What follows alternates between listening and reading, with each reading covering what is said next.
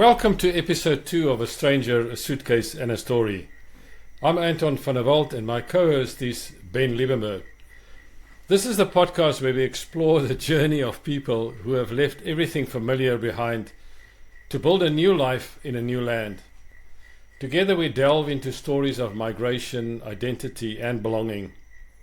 What people carried with them, what they left behind, and what they've discovered along the way. Whether you're an immigrant yourself, thinking about starting over, or just curious about the stories behind the suitcase, you are definitely in the right place. So let's dive in today's conversation. So I think firstly, hello Ben, how are you doing? Hello Anton, how are you? Good. So that's great for us to start episode 2. I think one or two things before we start is, if you ever want to know how Ben put highlights in his wife Louise's hair and know how he did that, or even if he did that, then I'd invite you to go back and listen to episode 1. We put it on all the channels on Spotify, YouTube, Amazon Music, Apple Podcast, and wrote a little bit of a script, and we sent it out to some platforms where we know the people who we think would love to hear this, or who would be curious about the stories, or maybe thinking about immigrating or are immigrated already. And so we sent it out to those platforms, things like Facebook and Instagram and so on. And Ben, the response that we got was extraordinary. We had a couple of subscribers and we've got a whole lot more. We're starting to get to good numbers, and that was just from one exercise that we did. But I think the most amazing thing for me was that all the comments that we got from people were, oh, this is fantastic, this is so needed, you really have a good thing here, that is fantastic, you can't wait for the second episode and stuff like that. We know Facebook is for old people, but that's what my kids say. Whenever I've posted on Facebook anything, and I'm not really a big poster, I never get any reaction, and this one was extraordinary. So we've got an Instagram page called 3S Pod and our Facebook page called A Stranger, a Suitcase and a Story. So that's about enough. I want to talk about marketing. And Ben, you want to kick off for us tonight? Yeah. So I think what we did last time, we explored, we just spoke a little bit about our upbringing in South Africa, where we came from, things that we did, and a little bit about ourselves. And as we said all along, this pod is not really about us, it's about other people's stories. So we wanted to make the first 2 episodes just to introduce ourselves to people and tell our story and a few things that happened to us. I think we said we stopped last time when we came over to Australia. And today we'll carry on, and for the both of us, find out what happened with our lives when we got here. Some of the good things, some of the bad things, some of the funny things that happened, and some of the things that's probably emotional things as well that came across our paths, more difficult stuff. And just tell our story, and then hopefully at the end of this episode it's enough of the 2 of us, and then we can speak to the really interesting people that come to our pods as guests. Yeah, and it's interesting when we talked about episode 1 about how we got to the name, and the big thing in this whole thing was the story, and you keep on mentioning it now. And it was interesting. I didn't think I had a spectacular story, and you, I know, as I said to you last time, you're quite humble for the most part, and so you also don't think you've got a spectacular story. But the interesting thing is, when we tested it with people before we launched it, they say these are wonderful stories, and I'm thinking, wow. So what it says to me is not anything to do with my story. What it says to me is that people love to tell their story. One of the reactions I got on Facebook was that somebody's wanted to connect with us because they say, I've got a hell of a story to tell you. So we'll get that done. Yeah, let's get that done. But so let me start with something that I've been thinking about, and that was quite a big deal for me, because as we said, when you immigrate, you leave, there's people that you leave behind, and it's hard to do that, especially if they are elderly parents and maybe siblings that you've left behind, and you don't really see them that often. And being in Australia, you really don't see them often because we're so far away. Ben, I was lucky enough to did some work for a client in South Africa last year. I traveled to South Africa 3 times last year, and my mother, she's 86, But she's a very active person. I think that's where I got a lot from who I am today. Very lucky. She's very active. She's run her own guest house and stuff like that still today. And every time I go to South Africa, I go and stay there for a couple of days, just have a chat to her and just pick up some of the pieces and talk a little bit about stuff. And it's hard. I can see it's very hard for her. It's hard for me, but I can see it's very hard for her because in our family, I'm the only son. She's got 3 daughters as well. And Ben, the last time that I left last year, the third time when I left, I felt quite emotional at the time because I wasn't sure whether I'd come back or when I would come back. There was no plans for that. And so I wrote her a nice little note, and that's about what I could do, to write her a note to tell her how much she meant to me in my life, because I wouldn't be here if it wasn't for people like her and my father. But it's tough. It's not like you can go for a Sunday meal quickly and go to your parents, which is what you usually would do if you're there.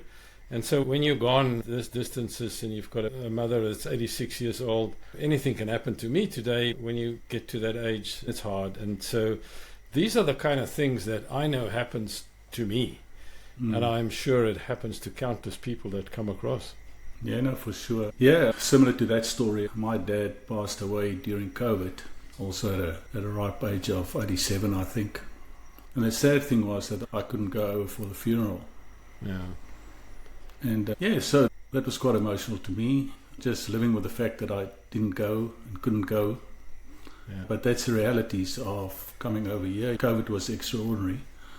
But over and above that, there's many people that just circumstantially can't go back for a funeral for whatever reasons. Those are the things that definitely makes it harder to leave a family behind and pack a suitcase. And these are the emotional baggage that we carry with us. And the thing is that both you and I, from what we've said before, had parents that were very supportive of us going overseas. My father, I remember, ever since I could remember, said to me I needed to go to university. And then the second thing that he said to me, he says, please don't join any government organization anywhere. You can't work. He says, there's no such thing that the railways will always have a job for you. The weird thing is there was a time in my life that I did work for the railways for a couple of years. But that was in a different capacity. Point is that my father was a big proponent of me working in private companies, going out and seeing the world, and my mother was supportive too. And so it's a kind of double-edged sword. I'm thinking about my kid, that how would I feel if he packs up and he now goes and lives in Canada or something like that? Yeah. And our parents, and certainly my parents, encouraged us to explore the world, get to new places. Don't just work for one employer all the time. Go and find out how things work elsewhere. And of course, it's to their detriment, right? In that sense, because they know that if that happens, then what will happen after that? They might not see you often, which is exactly what happened. Yep. Yeah, for sure. So thinking back of it, that was fairly recent, and that was 25 years after we've left South Africa. Yeah. And there's still things that's hard today. And there's still things that's difficult to manage even after all these years. But yeah, just thinking back of when we came, and when you come, that was difficult. And one of them is just finding your feet in a working career. I remember the first time John picked us up from the airport in Adelaide, and we drove. We were driving down the road, and I said to him, "Geez, this is just such a familiar feeling." And I said, "John, doesn't this make you feel like Port Elizabeth? That was Adelaide."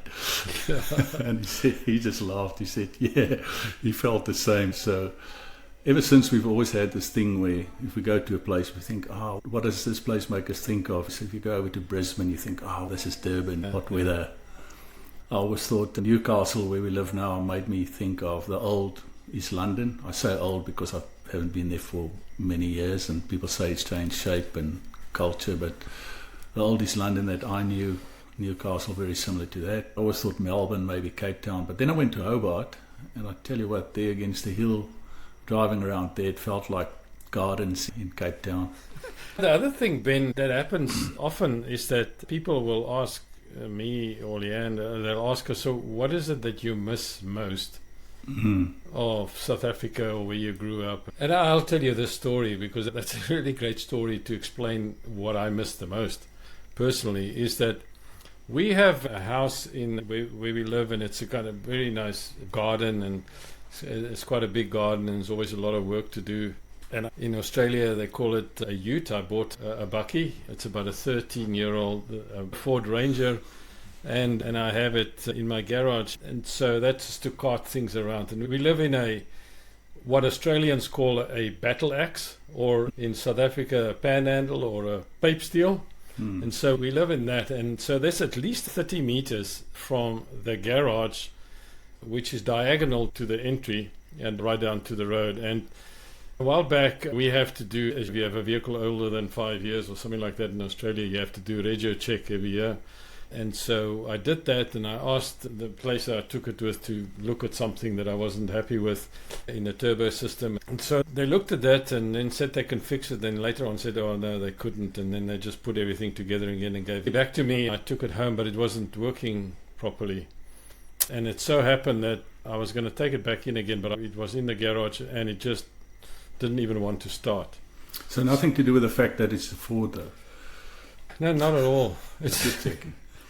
No, of course not. If I have this conversation with a Toyota person, then I can't get the story done, unfortunately. Okay. But anyway, so I was sitting with this thing. Now, I phoned the company and I said, look, I want to take the bakkie or the ute to the Ford garage because I want them to go over this thing to see what is the issue there, because it looks like it's some switch that have just gone. So it didn't look like a serious thing because that's what the light was showing me. And I said, but you worked on it. Can you please help me to get it there? So they said, okay, they'll help me and they'll send a flatbed to my property to go home and load the car or the bakkie. So they came, and then I got a call from the tradie in the ute to say, hey mate, I can't reverse up your driveway here. It's too narrow. So I said to him, mate, what are we going to do? No, I don't know really. And he said, I think what we'll have to do is we'll have to phone somebody else who's got another ute that's got a chain or something to pull this thing out and pull it down the driveway. And I just had the feeling, Ben, that was just never going to happen. And I was going to sit with this problem. And so it's just Leanne and I here. And so I said to Leanne, let's do it. And she says, what? I said, we'll push it out ourselves. So this guy now left with his flatbed. Here we are on our own, and we start pushing this car. And so we have to reverse it first, then turn it, and then down the driveway, which is fairly flat, but it had a little bit of hill. And this is a 1.5 ton bakkie, Ben.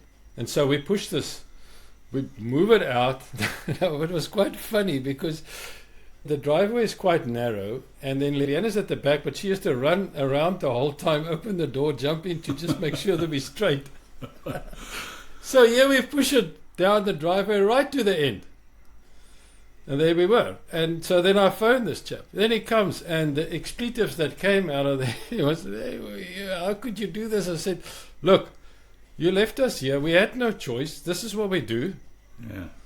And this is what I miss most about South Africa, because this would never, ever happen in South Africa. There's no ways that somebody that's going to pick up your car will leave you there to not come and help you and get more people from the street to come and help you to push the car out, right? That would just never happen. And it's not because I'm knocking Australia. It's just the way tradies work like this. They're not going to, there's certain things they're not allowed to do. Yeah. And I respect that. But the point is, what I miss about where I come from is this can-do attitude, the help that you get, no questions asked, right? Make it happen, whatever it takes. Make it happen, whatever it takes. Oh, definitely. Yeah, no, that's right. Things do work differently in terms of regulation and rules and what you're allowed to do and not allowed to do. Anton, one of the things we spoke about when we started the podcast, and we probably said we're going to ask our guests this question, is what did we pack in our suitcase when we came over? The real stuff or the emotional stuff, Ben? Both of them. I think both of them. But I think there's a bit of a relation between the two, because when we came, for instance, our container with all our stuff came 3 months later. Yes. So we had 2 suitcases that we could pack. And out of that suitcase, we had to live for 3 months before we get everything. So you have to really think, what am I going to pack in this suitcase that I really need for the next thing? So what did you pack? Yeah, it's interesting. So we came to the airport, and because I had a contract, I was going to start working. I wasn't sure how it works here. How do you make friends? How do you fit into the community? All that kind of things. So I just wanted to cover all my bases. So what I packed is I packed all my shoes, because obviously I had to work, so it's work shoes. I packed all my running shoes and my casual shoes, but then I wanted to pack my golf shoes, because you never know when the guys at work want to play a game of golf, and you need to go and do that. And then I thought, even for some silly reason, I thought I'll pack my rugby boots, because I haven't played for years, but I thought, you never know, go and play a game of touch or catch up with somebody. And so I had all these shoes in our bag, and I remember we only had 2 bags, and when the guy looked at our bag, we opened up, the one bag was literally just shoes in it. And 90% of the shoes were mine, and there were 2 pairs for Louise. How many pairs did you have? I can't remember. It was just covering all the bases, I remember. And I just remember Louise's face, and she just looked at the guy and she said, "Yep, this tells a story, doesn't it?"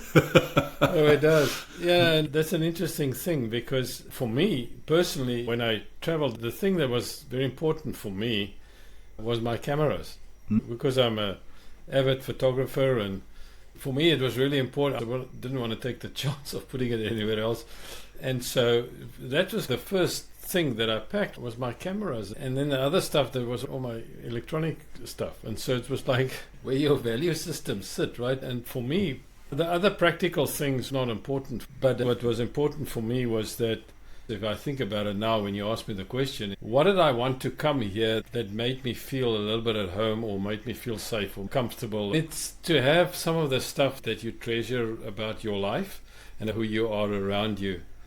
And never mind some of the emotional things. Yeah. We said in our podcast name is a suitcase, right? But we said there's emotional stuff. What is that for you?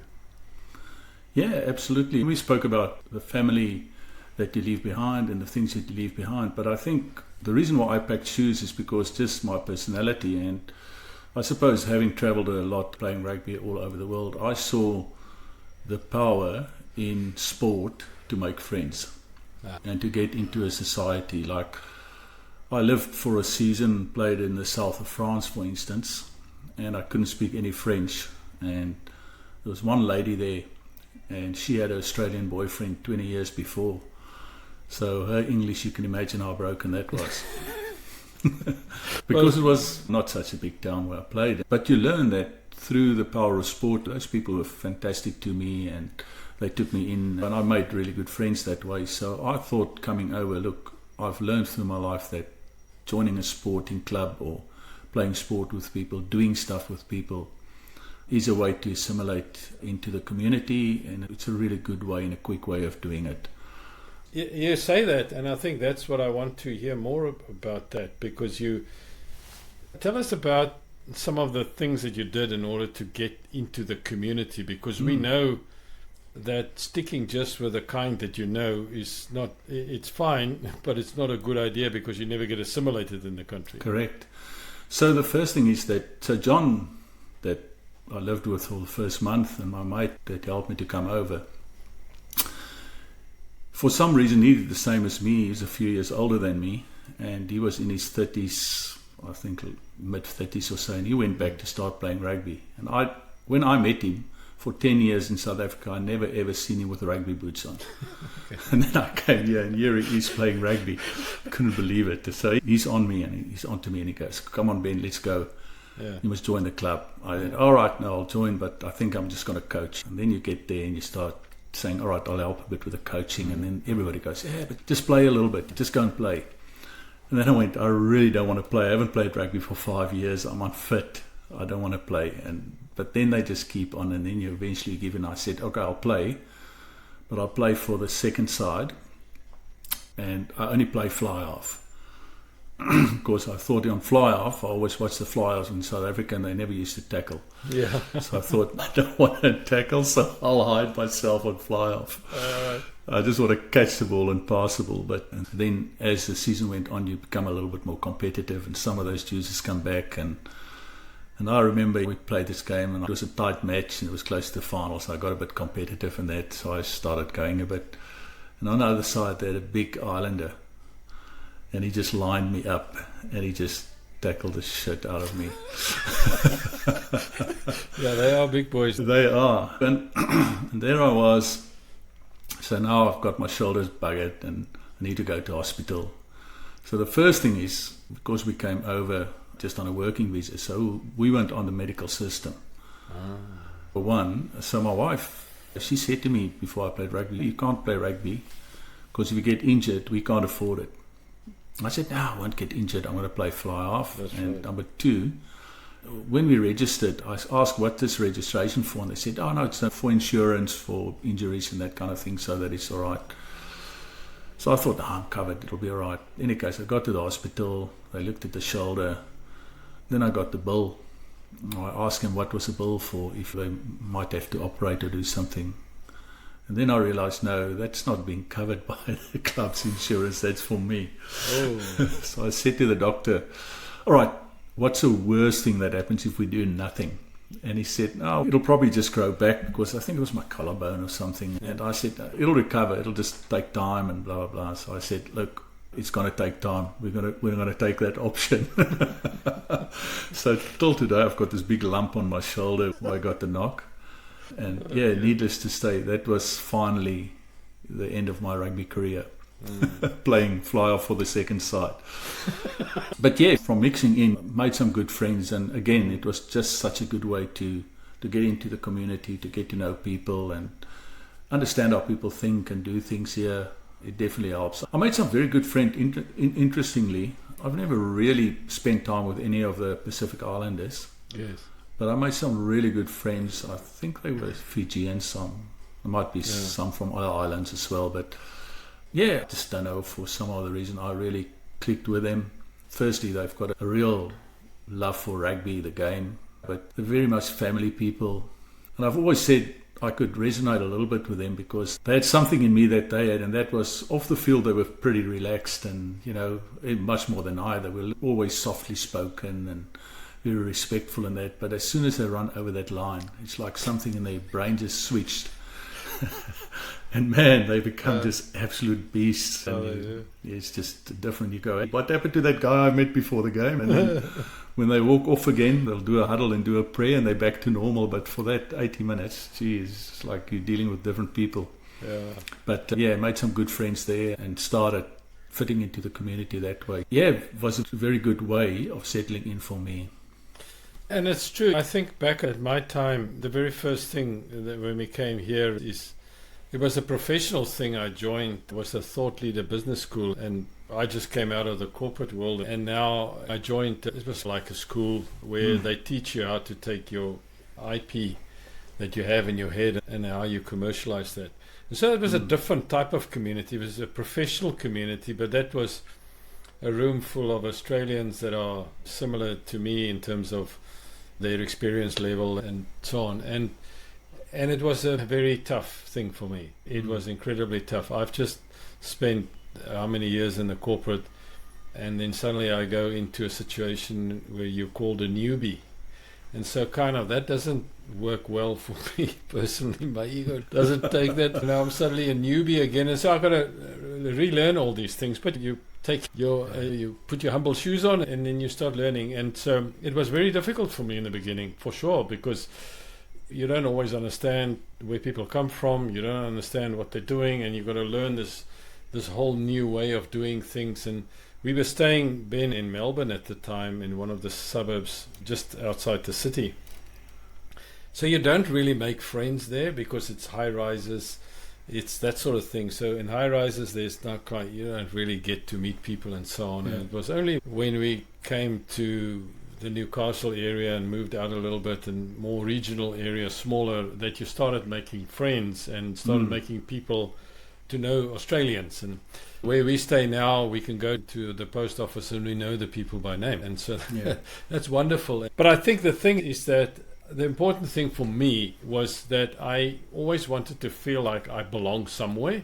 And I started off with a professional thing, and then I've had some other communities that I belong to. I know Leanne does the same thing. She's now more into support work, which is more into the community, helping people with disabilities, and that's a wonderful thing as well. And so that is the way that you assimilate yourself and you find your feet, and that's what worked for us. Yeah, and unfortunately you guys missed out a little bit on that, but what worked really well for us as well is that our kids were born here. Yes. And because they were born, obviously they go to school, and my kids both enjoyed playing sport as well, so I was fortunate my son played on a few rep teams. So then you start traveling with other parents of kids who's playing there as well. And we made some really good friends just traveling together for a few years, and just through the kids' sport, schools as well. School was good. We made some good friends through the kids as well. Yeah, it's true. Yeah, we missed on that, but that's okay. Anton got himself a Australian girlfriend and eventually became his wife, and they're expecting their first in the next few days, and so we're very excited about that. And what was nice is that we assimilated into that family, and Katie has got she's got a couple of brothers, and they've got an extended family, and they've got a couple of friends that are also like extended family. And when we get together, then there's a table of 25 people, and that's nice because it's Australians and sort of family and extended family, friends, and I think that's really important. It's a good idea to sometimes get together with just people that came from your country, like for us in South Africa, but it's also a really good idea to assimilate, I think. Yeah, no, definitely. It's important. It's where you make your connections, it's where you live and where your kids live. Yeah. And I think the reason, if you ask yourself, why is it important to do that? Why don't we just stay with who we know and so on? And I think the thing is that you want to find your feet, and you've sacrificed. Apart from the fact that we talked about all the other emotional stuff that you sacrificed to come here, financially, it is a big deal coming to Australia, depending on what kind of visa you have and so on. And then coming here with South African rands, it's a big sacrifice that you make. You're probably not going to stop work like normal people. You're going to carry on working. And so it's the sacrifice that you make. And then what you want to do in the process is to find your feet and to find your roots. And so what I did, for instance, and what Leanne and I did, is that we made our home the things that we value. The stuff that's inside of the home is the things that we like and enjoy. And then we got this property just outside of Newcastle where we've got a nice garden, because this is what we were used to have before. We love gardening.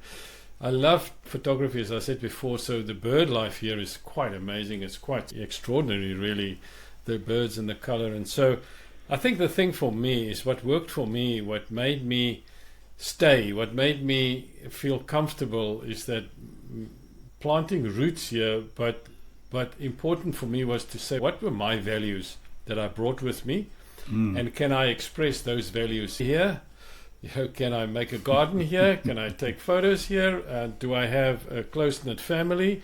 Yeah. Do I have those things? And if you do those things, then the difficult job becomes just a little bit easier. Or what do you think? Yeah, for sure.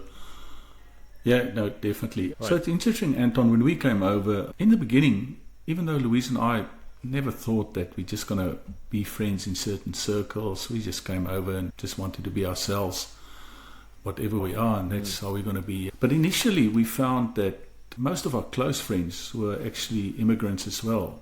And interestingly, not always South Africans. I think our best friends in Melbourne for a long time were people from Brazil. Right. Which is actually quite strange because we don't speak the same language. Well, maybe we've got in common that we both can't speak English, but they were our best friends, but we could relate to the same things because they came over. The guy worked the same company as me. We actually started talking about life in Brazil, and there were a lot of parallels with South Africa and the fact that they moved over, and we just had it in common. So I think we shared that, and that was a common bond for us.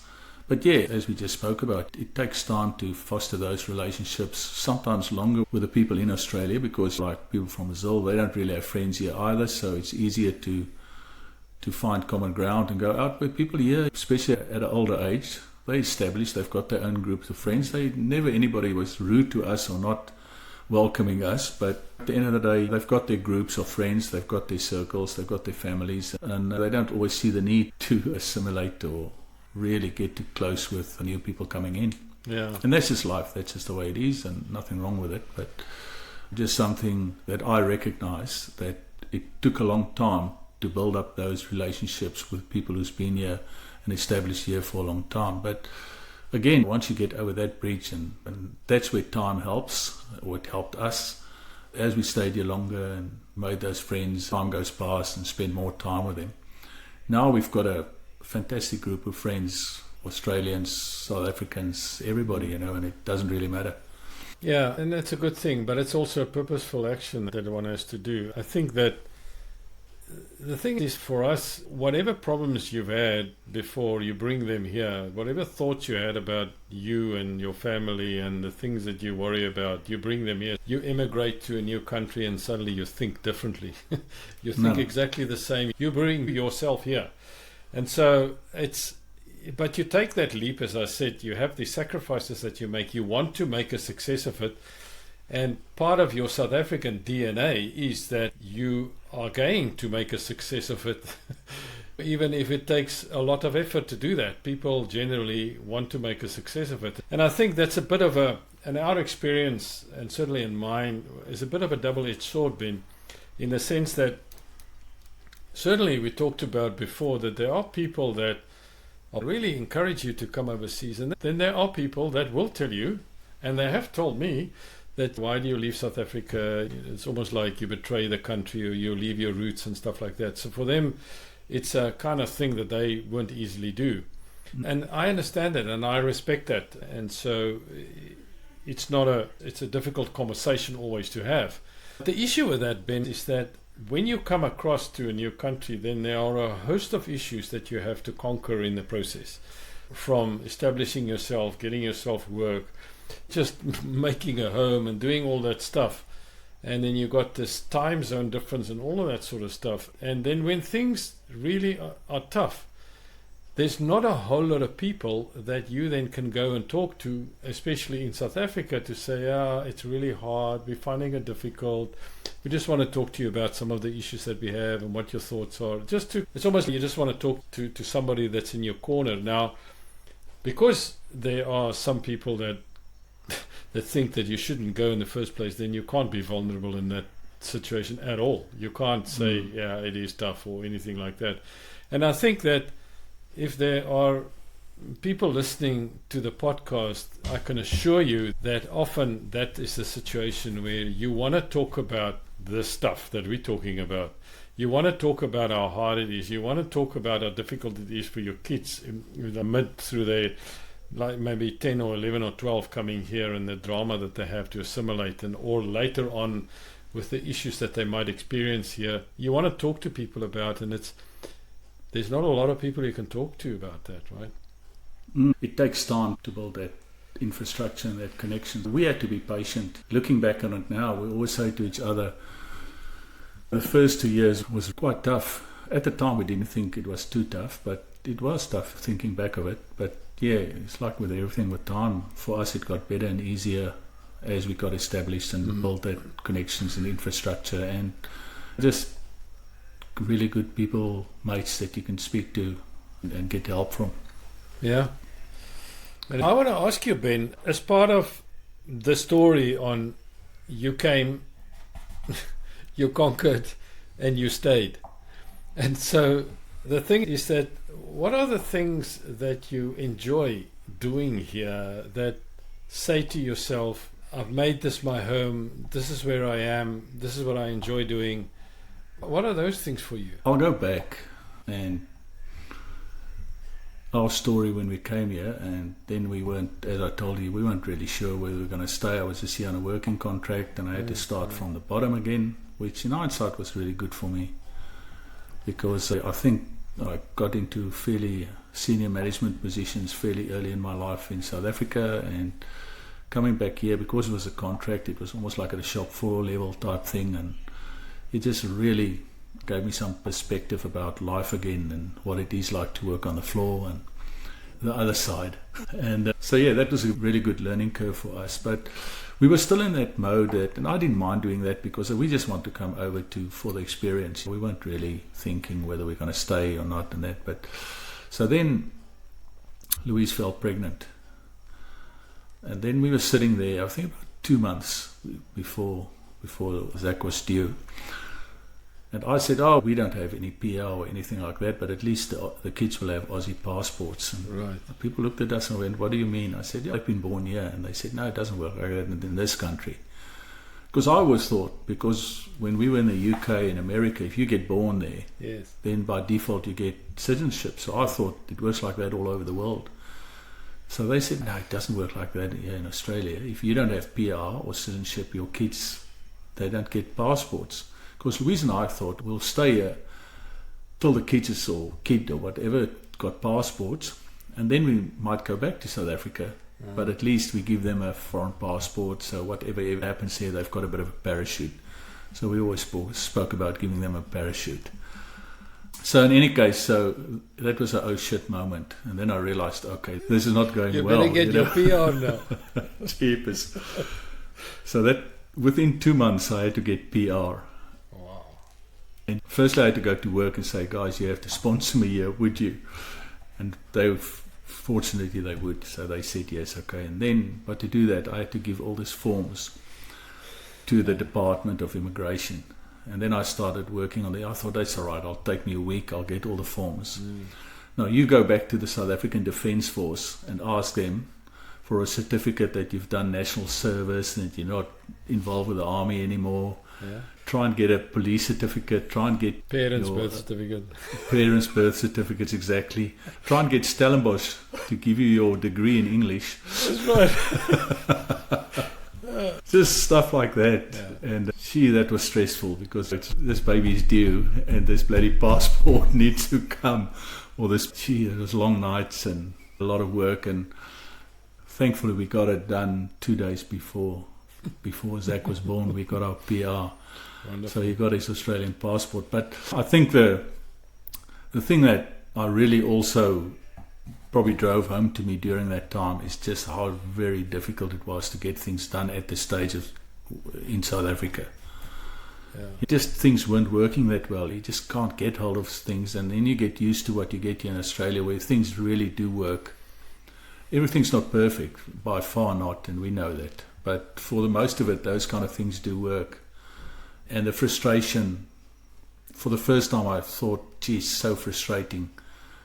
If I have to go back, I have to work with that every day. And you can see systems just not working that well. And I thought, am I really that keen to go back and struggle? I'd rather go back and have a holiday there and enjoy it for what it is, and then come back to somewhere where it works for us, wrongly or rightly. But that's how I felt about it. Yeah. And then you go back again, and I want to make this point. And there's certain things that happen sometimes that I also realize that Africa is in me, and I'll always be an African. And it'll always be something in me that I can't get rid of. The first time I realized that, we were in Melbourne in a shopping centre, and we just heard this very familiar accent across the aisle.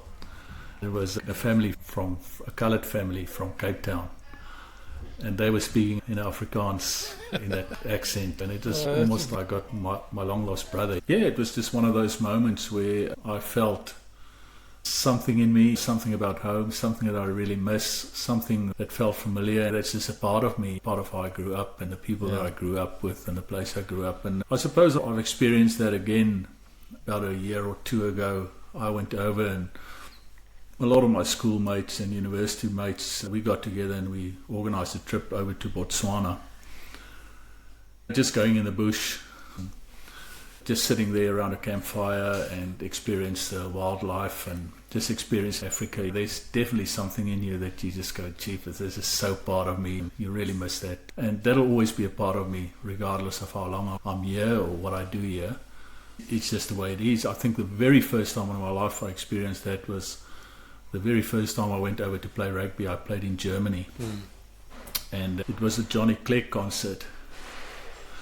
And we standing there between all the Germans, and up comes Johnny, and he sings all those African songs. He just absolutely feels that, hey, this is just so part of us, and this is just where I'm from. This is something that you can't take away. Yeah, and I think that you're right, Ben, and I think the thing is who we are is the thing that made me comfortable is that I know who I am, I know where I come from. There's a piece of me that'll always be part of who I am. And I come from South Africa, I am an African, this is where we come from, and you can't ever get that out because there's certain things about my DNA that I got there that I absolutely love about who I am. The adventurous spirit, the can-do attitude and getting things done. And so I think the thing for me that worked in all the travels that I've had, and I've lived in not just here, I've lived in Thailand and I've lived in China, I've lived in Dubai, was that I was always aware of the fact of who we are, where we come from, but at the same time where we are at that time, and to be respectful for what people have built up here. So I'm very respectful for people. A lot of people will always talk about the nanny states, or Australia's got so many rules and regulations and stuff like that.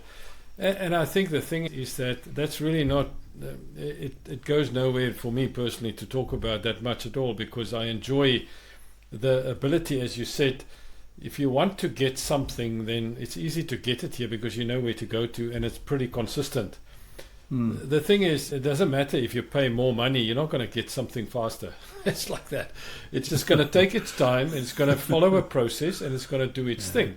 Yeah, but Ben, so it's great to hear these stories. I think there's a whole lot of practical things that we didn't talk about, but I think what we wanted to do is to talk about us and how we got here and what was working for us and what we enjoy. And yeah, I think that was important. It's also good to just talk about that. I think it's the emotional part that comes out, the people that you leave behind, the things that you leave behind, things that you will never see again.